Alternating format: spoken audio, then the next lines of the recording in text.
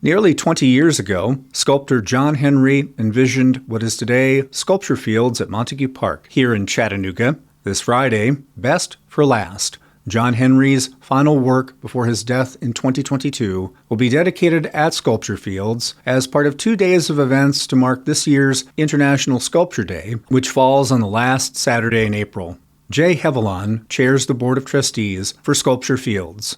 Jay, thanks for joining us. Thanks, Ray, for having us. Glad to be here. Tell us what's happening starting on Friday. We have our Sculptacular weekend coming that starts Friday with the dedication of John Henry's last major work. At 1:30 in the park, Pamela Henry will be on hand to dedicate this work and to cut the ribbon for us. You're going to see a major 72-foot caution yellow spectacular piece of art by John Henry, the very last work that he supervised before he passed away. That just kicks off the weekend. That is the kickoff for the weekend. Also on hand there Friday, but for Saturday morning, we are having our John Henry inaugural invitational, where Sculpture Fields has done an invite for sculptors all across America to submit works to be displayed in the park for 2 years. We have selected 3 artists to be our inaugural artists for this first John Henry Invitational. We have a very well-established, well-known artist named Coral Lambert is giving us a piece for 2 years. We have a well-established young artist from the Detroit area named Christopher Yockey, who is installing a piece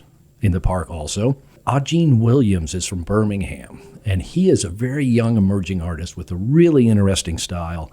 He's giving us a piece to put in the park for 2 years. All 3 of them will be in the park Saturday morning at 10 o'clock to discuss their works, answer questions, talk about the sculpture making process. This is very educational for any student, engineering students, art students of any age to come and meet these artists. And then on Saturday night, tell us what happens at Common House.